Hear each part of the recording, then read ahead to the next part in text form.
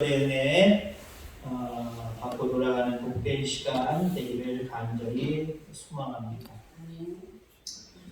여러분 상처 없으십니까? 인간은 누구에게나 상처가 있습니다. 아이들이 울면서 태어나죠. 그때 흔히 말하는 말들 중에 몇 가지가 있습니다. 이제는 행복 끝 불행 시작이다. 네가 우는 이유가 상처받아서 우는구나. 아이들이 태어나면서부터 우선 환경적으로나 모든 부분에서 상처를 받고요. 사람들은 다른 사람들의 손길을 느끼고 말소리를 듣기 시작할 때부터 이제 더 많은 상처를 받고 살아갑니다. 상처가 없을 수는 없어요. 야, 나 이곳에 내가 아는 사람들 나한테 상처만 줘. 그럼 환경 바꾸면 상처가 없어집니까? 아니요. 어디를 가든지 사람들 살아가는 곳에는 상처를 받기도 하고 주기도 하면서 살아갈 수밖에 없다라고 합니다. 자, 그런데 중요한 것은 상처가 있느냐 없느냐가 중요한 것이 아니라 그 상처를 어떻게 반응하느냐가 중요한 거예요.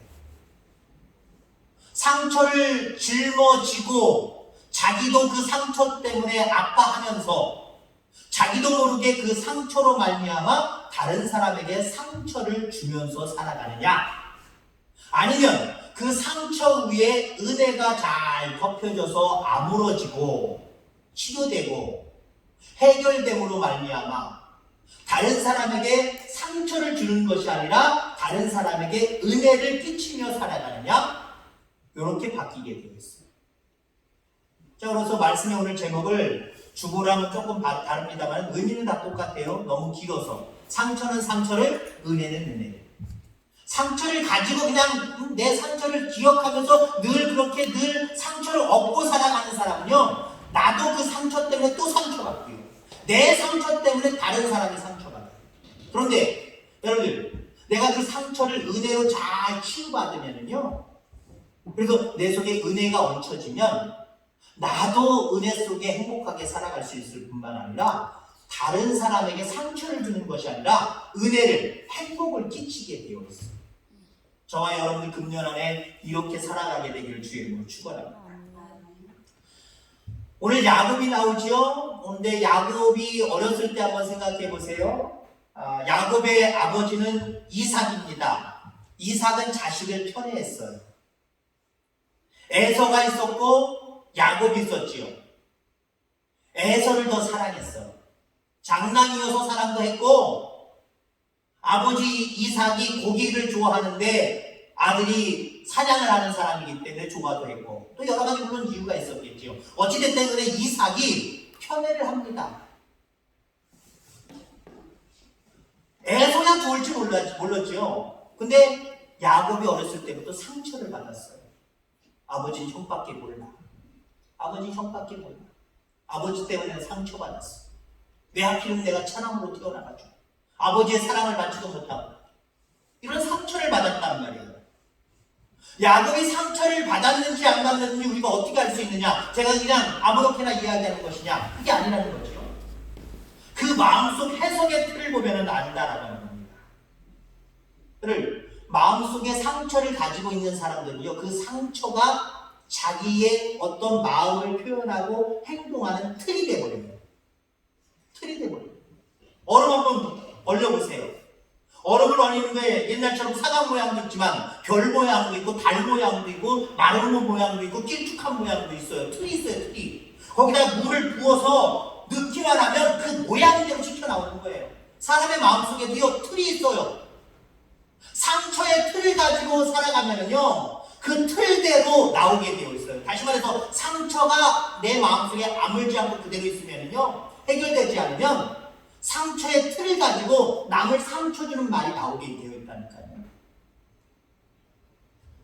자, 야곱의 상처는 내가 장자가 아니기 때문이다 라고 하는 틀에서부터 나옵니다. 내가 장자로 태어나왔으면 이렇게 편애를 받고 아버지한테 억울하게 사랑도 못 받지는 않았을 텐데, 내가 장자였으면, 내가 장자가 아니라 차남이기 때문에 그래. 차남이라고 하는 상처가 그 야곱에게는 있었다라고 하는 거죠. 그래서 상처는요, 집착을 낳습니다. 집착. 거기에 집착하게 돼요. 처남이 뭘 어때? 처남도 나름대로 의미가 있고, 처남도 할 일이 있고, 내 할 일 열심히 하면 되지. 이렇게 은혜롭게 넘어가면 되는데, 내가 장자가 아니라 그래. 아버지가 나를 사랑하지 않고 왜 형만 사랑하냐? 내가 장자가 아니기 때문에 그래. 이 장자가 아니라고 하는 어떤 그 집착이 그 마음속에 있게 되어 있다는 거죠. 어떤 사람은요, 부모로부터 가난을 물려받아서 어렸을 때부터 가난합니다. 가난이 상처가 돼요. 그 가난이 자기 마음속에 집착이 되거든요. 그래서 어느 정도 살만도 한데 늘 안 쓰려고 하고 인색하고 그런 모습이 있어요. 그 집착이 나는 거거든요. 상처가 아물지 아니하고 상처를 풀지 않고 그것이 집착으로 굳어져 있기 때문에 사는 형편이 나아졌어도 가난 때문에 늘 남아있는 그 가난의 상처 때문에 그런 모양으로 살아가는 거예요. 저 얼굴 잘생겼습니까? 못생겼습니까? 중요한 건 내 스스로가 어떻게 생각하느냐예요. 나는 얼굴이 못생겼어 라고는 얼굴 때문에 상처받았다고 생각해 보세요. 못생겼다 하는 사람은요, 못생겼다 생각하는 사람은요, 자신만만하지 않아요. 뭐 어떻게든 마스크를 가리든지 어떻게든 고개를 삐죽삐죽하게 자신만만하지 않고 얼굴을 숙이고 다니든지 뭘 가리려고 하는 것들이 많아요. 근데 와, 저는 거울 보면서 자기 혼자 뻑합니다. 그렇게 잘생길 수가 없어가지고 죄송합니다. 자기가 자기 스스로 어떻게 생각하는 게 중요한 거지, 남들이 나를 예쁘게 보느냐, 믿게 보느냐, 멋있게 보느냐, 안 멋있게 보느냐, 그거 그렇게 중요하지 않아요. 저는 스스로 거울을 볼 때마다 세계에서 제일 잘생겼어. 예를 들어서 얼굴에 상처를 입은 사람이다라고 생각해보세요. 야, 너는 어떻게 그렇게 생겼냐? 야, 엄청나게 못생겼다. 그걸 가지고 어떻게 사냐? 어렸을 때부터 그런 상처를 받았다고 생각해보세요.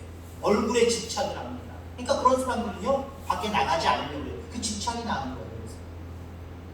얼굴을 뭔가 가리려고 해요. 화장을 여자들은 더 진하게 한다든가 그런 모습으로 자기의 모습을 탈바꿈하려고 합니다. 야곱은요, 평생 장자권에 집착했어요.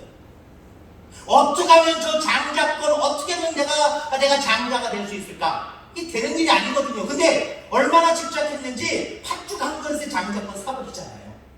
집착하니까 그렇게 된 거예요, 그게요. 집착하지 않았다고 생각해요. 내가 처남이고, 장남, 처남, 신종자수 막 살아보세요. 형이 배고파가지고 왔는데 팥죽 한 그릇 내가 해줄 테니까 형 장자권 팔아. 그 소리가 왜 나왔겠어요? 그 마음속에 늘 평생을 가지고 있었던 거거든요. 장자로서 또 아버지께 축복을 받잖아요. 거짓말 시키면서. 아버지 소복하면서. 집착이 낳은 결과다라고 볼 수밖에 없다라는 거예요. 자, 보세요. 또 야곱의 부인이 몇 명입니까? 야곱의 부인이 4명입니다. 누구에게 집착을 해요? 자기가 집착하는 모습, 내가 장남이 아니야, 난 차남이야 라고 하는 상처 때문에 그거에 집착하니까 그것만 집착하게 되느냐? 아니요. 다른 부분에도 또 집착을 하게 돼요. 자기는 아니라고 하지만 남에게 상처를 주고 살아가요. 보세요. 4명의 아내, 어쩔 수 없이 라헬을 사랑해서 라헬을 얻으려고 했지만 외삼촌이 라헬의 언니인 레아를 먼저 줘버리잖아요. 그리고 각각 몸종들을 또 줌으로 인해서 4명이나 돼요. 물론 서열도 있겠지만 다 사랑하면 안 되나요? 편애하잖아요. 라헬을 너무 사랑하잖아요. 4명의 아내 중에 라헬을 너무 사랑해요. 너무 사랑하다 못해 라헬이 낳은 아들들만 아들로 인정해요. 그럼 여러분들 보세요. 집착은 다른 집착을 낳는 거예요. 상처는 또 다른 상처를 만드는 거예요. 아마 이삭, 자기 아버지가 자기를 편애한 거, 잘못 사랑을 주지 않고 악만 사랑했던 거, 그걸 보면서 상처가 치유되고 어느 정도 그랬다라고 하는 사람이라면 나는 아이를 키울 때 저렇게 하면 하지 말아야지. 나는 공평하게 아이를 키워야지. 이래야 되지 않겠습니까? 근데 그 상처 속에 아물지 못하고 그냥 그대로 두고 살아가니까 어떻게 돼요? 그러지 말아야지도 없어요. 자기도 아버지처럼 똑같이 살아요. 아니, 더하면 더했어요. 이 정도 아니잖아요. 아버지는 이 정도 아니잖아요. 야곱은요, 좀 이따 또 다시 살펴보겠습니다만은 그들의 12번째 베냐민만 아들로 인정해요. 그게 누구예요? 라헬이 나와. 자기가 편애하는, 더 사랑하는, 끔찍이 사랑하는 라헬을 통해서 낳은 자녀들이거든요. 자식이거든요. 편애를 합니다. 그러면 나머지 10명의 형제들, 그러니까 야곱의 아들들, 엄청나게 상처 받았을까요? 안 받았을까요? 상처를 치료받지 못하고 그대로 갖고 있으면요, 결국 제목의 말씀처럼 또 다른 상처를 다른 사람에게 전달해 줄 수밖에 없다. 중요한 것은요, 우리가 이 땅에 살아가면서 상처 안 받고 살아간다? 없어요! 상처 받으며 살아가요. 어떤 때는요, 죄송해요, 자식 때문에 상처받아요. 그죠? 오히려 더 받을 거는 다른 사람들한테는 별로 관심이 없고 관계도 없으니까 뭐 그만 만나면 그만이고 그냥 얘기 안 섞으면 그만이지만 자식이랑은 늘 얘기하잖아요. 말 한마디가 상처를 줘요. 같이 여러분 생각해보세요. 아들이라 생각해. 아들이랑 같이 걸어가고 옆에 며느리 걸어가는데 찬바람 휘 불고 추워요. 목도리를 탁 풀어서 여보 이거 해. 그래 보세요. 그 순간 상처받는 거예요. 그죠? 이놈의 새끼 키워봐도 쓸모없네. 지 아내밖에 모르네. 나도 추운데. 상처 안 받을래 안 받을 수 없어요. 중요한 것은요, 이 상처를 은혜로 덮고 가셔야 돼요. 오직 은혜만이 우리의 상처를 치유할 수 있다는 거예요. 그렇지 않으면요, 내 속에 그대로 상처가 상처로 남아있으면 나도 불행하고요. 여러분 생각해보세요. 나는 장자가 아니라 왜 아버지의 사랑을 못 받을까? 왜 아버지는 왜 돈을 줘봐? 지금 또 형을 또 사랑하잖아. 형만 챙겨주잖아. 얼마나 스트레스 받을까요? 잘하면서. 아버지가 돌아가시기 전까지, 아니 돌아가신 이후에도 늘 그 상처가 마음속에 웅크리고 있는 사람들은요, 자기 스스로가 스트레스 받고요, 자기 스스로가 불행하는 사람. 뿐만 아니라 중요한 것은요, 남에게 상처를 주고 살아갈 수밖에 없다라고 하는 겁니다. 그러면 야곱이 가장 싫어하는 것이 무엇이었을까요? 물론 여러 가지가 있겠습니다만은 상처받는 것, 이거 싫어했을 거예요. 어렸을 때부터 상처받았으니까. 아버지 때문에 상처받았으니까. 그러면 자랐으면은 남에게 상처를 주지 말아야 될 것 아니에요? 근데 오늘 본문에 보니까요, 이 야곱이 다른 아들들에게 엄청난 상처를 주고 있다라고 하는 거예요. 여러분, 이 상처가 여러분들 치유받는 저와 여러분들 되기를 주의 이름으로 축원합니다. 42장에 보면은요, 이제 다른 아들들이 베냐민을 애굽으로 데려가야 된다고 합니다. 이 앞에 내용들을 간단하게 얘기하죠. 우리가 그동안 계속 해왔습니다만은 7년 풍년이 들고 7년 충년이 들어서 먹을 것이 없잖아요. 야곱이 자식들에게 야 애굽에는 풍성한 양식이 있다니까 가서 사와라. 사러 갔단 말이에요. 사러 갔는데 거기에 총리가 요셉입니다. 형제, 그의 동생 요셉이에요. 그런데 알지 못해요. 근데 요셉이 그들에게 누명을 씌우잖아요. 너희도 정탐꾼이지? 이웃나라에서 우리나라 쳐들으려고 우리 거 뺏으려고 너희도 정탐꾼이지? 아닙니다. 아니라는 거 증명해. 너희들 좀 전에 아버지 살아계시다 그랬지? 막내 동생 살아있다 그랬지? 한 사람 여기 몰루로 잡혀있고 나머지 형제들 다 갔다가 마지막 막내 동생 데리고 와. 그러면 너희들이 정탐꾼 아니라는 거 내가 인정해 줄게. 그리고 너희들 다 풀어줄게. 그러고 나서 여러분들 시므온을 볼모로 잡아놨어요. 두 번째 아들, 야곱의 두 번째 아들 시므온을 볼모로 잡고 있단 말이에요. 지금 그러니까 오늘 본문의 내용 중에 이 시므온은 애굽에 그 감옥에 있는 상태예요. 빨리 가야 되는 상태입니다. 근데 못 가고 있어요. 못 가는 이유가 뭐예요? 아들이 지금 중얼중얼거리고 있잖아요. 벌써 두 번을 갔다 왔을 거라고. 아버지가 지금 지체하게 만들었다는 거예요. 왜 지체하게 만들었습니까? 베냐민을 데리고 가야 되니까 내 아들은 못 데리고 간다고 그러잖아요. 내 아들은. 아니 다른 사람들은 아들 아니에요? 첫째부터 11번째는 지금 야곱이 생각할 때 죽었다고 생각을 했지만 10번째 아들까지 두 번째 아들은 볼모로 잡혀있고 나머지 아들들은 아들이 아니에요? 이 말이 얼마나 그 자식들에게 상처가 됐을까요? 제가 얘기한 대로 아니 아버지가 저렇게 말씀하시다니 우리는 아들도 아니야? 아들 취급을 아예 안 하네? 내 아들을 잃어버릴 수 없다는 거예요. 베냐민을 얘기하는 거예요. 요셉 내 아들도 잃어버렸는데 또 12번째 내 아들을 또 잃어버린다는 거예요. 그러니 못 보게 하겠다는 거예요. 아니 볼모로 잡혀있는 지금 다른 9명의 형제들이야 안 가고 여기 있으면 그래도 편애를 받긴 받지만 억울하겠지만 여기서 살 수는 있는데 두 번째 아들 시므온은 어떡하란 말이에요? 가지 않으면 풀려날 수 없어요. 어떡하란 말이에요? 그 아들은 아들도 아니에요? 얼마나 상처해봤을까요? 감옥에 있는 시므온 다른 형제들이 벌써 갔다 와서도 2번은 갔습니다 라고 할 정도로 시간이 지났을 때 이 시므온은 무슨 생각을 했을까요? 왜 안 오지? 왜 안 오지? 올 때가 벌써 2번이나 지났는데 왜 안 오지? 그러면서 아마 그도 눈치챘을 거예요. 아버지가 보내야 되나? 아버지가 분명히 안 보내서 안 옵니다. 베냐민을 보냈으면 벌써 왔을 텐데 베냐민을 안 보내서 왔는 거야. 우리 아버지가 그런 아버지입니까? 얼마나 상처받았을까? 그러니까 여러분들 상처를 치유받지 못하고 은혜로 덮어버리지 못하니까 자기도 괴로운 인생을 살아가지만 자식들에게도 상처를 물려주고 있다는 거예요. 여러분들의 상처 인정합니다. 여러분들 스스로도 인정할 수 있길 바랍니다. 나는 이 세상에서 많은 상처를 입고 살아간다. 지금도 또 앞으로도 우리는 상처를 입고 살아갈 수밖에 없다.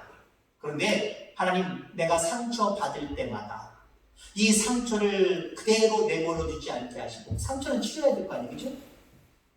옛날에는 앞가짐기 그게 만병통치가 아니었습니까? 까지고 상처만 입으면 그거 갖다 발라대면은 그게 다 좋았던 시절. 지금은 물론 세부적으로 약들이 잘 나옵니다만은 옛날에 앞가짐기가 만병통치약, 상처에는 속병 말고 겉으로 드러나는 외상에는 아주 만병통치약처럼 써야 된단 말이지. 상처는 치료받아야 돼요. 그렇지 않으면 덧나요. 잘못되면 썩기까지 해요. 제대로 상처를 치료해야 됩니다. 아물 때까지 잘 치료를 해야 됩니다. 여러분, 우리의 마음속에 있는 상처도 마찬가지예요. 치유받아야 됩니다. 상처에 치유가 있어야 돼요. 그렇지 않으면 앞에 이야기한 대로 나도 계속해서 상처 속에 살 수밖에 없고 그 상처를 나름대로 알지 못하게 다른 사람에게 또 다른 상처로 만들어버릴 수밖에 없다는 거예요. 만병통치약. 우리 마음속의 상처 만병통치약 뭘까요? 하나님의 은혜밖에 없어요. 악화진기가 아니라 하나님의 은혜밖에 없어요. 하나님의 섭리, 하나님의 역사, 하나님의 귀하신 사랑, 은혜, 이걸 여러분들 마음속에 새기시기를 주의 이름으로 축원합니다. 상처받고 살아가지만 하나님은 내 편이 되어주시고 하나님은 날 구원해 주시고 우리를 자녀라고 말씀하시며 영원한 생명의 날을 예비해 놓고 계세요. 그러면 상처가 훌훌 떠나가지 않겠습니까? 그 정도면 상처 속에 아파하고 인생이 불행하다라고 생각할 필요가 있겠습니까? 하나님이 물론 첫 것은 좋아하세요. 그런데 첫 것만 다 귀한 건가요? 아니란 말이죠. 찬원도 귀한 거예요. 두 번째, 세 번째, 네 번째 다 귀한 거예요. 하나님의 뜻이 있고 하나님의 섭리가 있어요. 하나님의 뜻과 섭리 속에서 생각하면 그 상처 받을 일도 아니고요. 혹시 상처를 받았다고 할지라도 그렇게 심각한 문제 아니고 훌훌 털어버릴 수 있는 거예요. 여러분, 은혜 충만히 받으시기를 주의 이름으로 축원합니다. 은혜 받으면 상처가 치료돼요. 치유함을 얻을 수 있다는 거예요. 여러분, 야곱도 하나님의 은혜를 바라보자 집착이 사라졌습니다. 13절 14절 말씀해 보니까 전능하신 하나님께서 그 사람 앞에서, 그 사람은 애굽의 총리를 얘기하는 거예요. 자기 아들인지도 모르는 애굽의 총리를 얘기하는 거예요. 애굽의 총리 앞에서 너희에게 은혜를 베푸사 그 사람으로 너희 다른 형제와 베냐민을 돌려보내게 하시기를 원하노라. 내가 자식을 잃게 되면 이르리로다. 이제까지 야곱의 태도는 뭐였어요? 내 아들이야! 내 아들을 왜 데려가려고 그래? 내 아들 못 데리고 가! 베냐민을 내 아들이라고 하면서 다른 아들들에게 상처를 주면서 보내지 않고 있어요. 그곳에 있는 시므온에게는 더 깊은 상처를 주면서 보내지 않고 있었단 말이에요. 근데 이제 하나님의 은혜, 하나님의 섭리 속에 자기의 상처를 다 그 위에다 덮어놓으니까 어때요? 이거 안 보낸다고 될 일이 아니구나. 아니, 우리 하나님은 어떤 하나님인데? 살아계신 하나님인데 이 베냐민 내가 사랑하지만 보내면 거기 있는 애굽의 그 사람, 애굽의 총리를 얘기하는 거예요. 하나님이 그 사람의 마음을 남기셔서 모든 것 잘 해결되고 다 거기 있는 시므온까지 돌려보내시지 않겠느냐. 하나님은 그런 하나님 아니겠느냐. 이렇게 하나님의 은혜가 그 속에 그 상처 위에 덮여지니까 상처가 남아있지 않고 아무런. 우리가 상처 위에 약을 바르면 어때요? 덮어놓으면 어떻게 돼요? 그 약효가 쑥쑥 침투되면서 상처가 치료받는 거 아니겠습니까? 하나님의 은혜가 모세의 상처 위에 딱 덮여지니까 어때요? 상처가 보이질 않아요. 상처가 치유돼 버립니다. 야, 내가 발발거려야 소용이 없구나. 우리 하나님 살아계신 하나님인데, 우리 하나님의 뜻과 섭리 가운데 모든 일들이 되어지는 건데, 내가 발 동동동동 구르면서 상처받고 상처 속에서 살고 남에게 상처 주고 살아가는 거, 이거 아예 할 일 아니구나. 이거 내가 잘못 살아왔구나. 맞아, 우리 하나님 살아계신 하나님이지. 여기까지 나를 인도하신 하나님이지. 그 하나님이라고 한다면 어떠한 일이든지 능치 못함이 없는데 내가 왜 내가 하려고 했을까? 내가 왜 모든 것들을 다 주관하려고 했을까? 하나님이 만져주시면, 하나님이 간섭해주시면 내 아들 보내도, 이 12번째 아들 보내도 하나님이 둘째 아들과 더불어 다 돌아오게 하실 건데 내가 왜 그랬지? 지금 치유되고 있어요. 은혜로 덮여지고 있다라고 하는 거예요. 여러분들, 우리가 상처로 인해서 어떤 것에 집착하는 이유가 무엇입니까? 하나님의 은혜를 모르기 때문에 그래요. 인정하지 않고 있기 때문에 그래요. 장남이어야만 죽는 거예요? 물론 그 당시에는, 이 당시에는 장남과 차남은 천지 차이였을 거고, 우리나라도 한번 생각해 보세요. 아들과 딸, 우리 한 60년 전, 50년 전, 100년 전, 200년 전 한번 생각해 보세요. 아들과 딸, 물론 달라요. 가족들이 생각할 때, 아버지 엄마가 생각할 때 달라요. 할아버지 할머니가 생각할 때 달라요. 딸은 취급도 안 해줬잖아요. 죄송하지만. 그리고 자식 중 아들 중에서도 첫째냐 둘째냐 차등 많았단 말이에요. 물론 그게 사실입니다. 차등이 있을 수밖에 없었던 것이 역사적으로 사실이지만, 여러분, 하나님은 모든 사람들을 다 사랑하세요. 첫째는 첫째대로 사랑하시고, 둘째는 둘째대로 사랑하시고, 막내는 막내대로 하나님을 사랑하시고, 섭리 가운데 그들에게 귀한 사명을 주고 그들에게 할 일들을 맡기셔서, 달란트들을 맡기셔서 자기의 위치에서 하나님 앞에 영광을 돌며 살게 다 하십니다.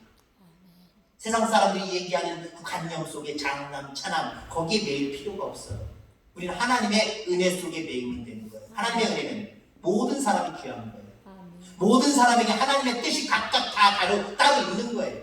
그러면 야곱이 적어도 이 은혜가 처음부터 내려서 이 은혜 속에 살아갔다고 한다면, 아, 형은 형이니까 형대로, 형이기 때문에 사랑을 받는구나, 훌훌 털어버릴 수 있는 거예요. 나도 나름대로 아버지한테 사랑을 받고 있고, 혹시 아버지한테 편애를 내가 받고 있을지라도 우리 하나님은 뜻이 계셔서 나를 이 땅에 존재케 하셨으니까 분명히 내가 할 일이 있고 하나님의 영광을 받으시는 일이 있고, 아니 내가 하는 일들을 통해서, 형이 하는 일을 통해서 아버지가 기뻐하실 때도 있지만 내가 하는 일을 통해서도 아버지 기뻐하실 때가 있으니까 내가 더 열심히 살아야지. 그랬다면 얼마나 좋았을까요?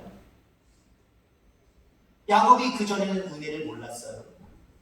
하나님의 은혜에 대한 개념이 없었어요. 관념이 없었어요. 사모하지도 않았고 관념이 없었어요. 그러니까 상처를 받았던 거고, 그 상처를 성장하면서 자식을 낳을 때까지, 자식을 키울 때까지, 성장할 때까지 그 상처는 또 다른 상처를 낳고 불행하게 그 가정이 그곳까지 왔다는 거예요. 여러분들에게 금년 안에 큰 은혜가 충만하기를 주의 이름으로 축원합니다. 여러분들의 자신이나 여러분이 행하는 모든 일들 가운데 하나님의 은혜가 얹혀지기를 바랍니다. 그래서 세상에서 상처받을 수밖에 없는 많은 환경들과 상황들이 있지만 그것이 상처로 옮아지고 더 커져버리는 것이 아니라 하나님의 은혜로 덮여질 때에 상처받았지만, 받을 수밖에 없어요. 받았지만 금방 치유되고 금방 깨끗해지는 역사들이 나타나기를 바랍니다. 그래서 오히려 다른 사람들을 생각할 때 내가 상처받은 그 모습으로 나도 모르게 남에게 상처 주는 모습으로 내 행동과 말이 나가는 것이 아니라 오히려 덮어주는 모습. 여러분, 은혜가 충만한 사람은요, 다른 사람들의 모습을 덮어줘요. 오히려 자기들의 상처, 자기가 옛날에 받았던 상처가 경험이 되고 귀한 교훈이 되어서 그런 사람들에게 있어서 더 나은 모습으로 해줄 수밖에 없어요. 자, 우리가 흔히 나 때는 야 이렇게 살았다 라고 하는 분들 있잖아요. 그 시대가 우리나라가 워낙 발달이 빨랐기 때문에 세대 차이 한 30세 이상 나는 분들 이렇게 얘기할 때 나 때는 야 먹을 것도 없었고 맨날 라면만 끓여 먹었다 그래요. 그래놓고 요즘날 아이들이 라면 먹지 않고 고기 먹으면서도 반찬 투정하고 뭐하면 야 임마! 나 때는 나 아무것도 못 먹었어. 배고파가지고 두 끼도 못 먹고 한 끼밖에 못 먹었어. 라면밖에 못 먹었어. 어떻게 하랬는 거예요, 그죠? 그게 자기 나름대로 상처가 되었다는 거예요. 나 때는 이랬지만 요즘 아이들은 풍족하니까 더 잘 먹어야지 라고 하는 모습으로 야 그거 갖고 되겠냐? 그러면서 오히려 다른 모습으로 이해해 준다고 한다면 달라요. 분위기가 달라져요. 분위기가 달라져요. 내가 받은 상처를 자식들에게 전이시키지 마시기 바랍니다. 내가 받은 상처 때문에 자식들에게 또 다른 사람들에게 상처로 넘겨주시지 마시기 바랍니다. 은혜로 덮어버리시기 바랍니다. 하나님의 은혜가 여러분들 마음속에 충만히 내려져서 야 하나님이 나 이렇게 사랑하시는구나, 모든 사람들 다 사랑하시는구나, 이런 모습으로 생각할 때 다른 사람이 내 눈에 뭔가 쏙 마음에 안 들지라도 그래도 저 사람은 하나님이 쓰시는 사람이야. 하나님이 필요해서 나와 함께 살아가도록 만든 사람이야. 그래서 상처 주려고 하는 말과 행동을 하지 말고요. 너도 의미가 있어. 너도 하나님이 사랑하신단다.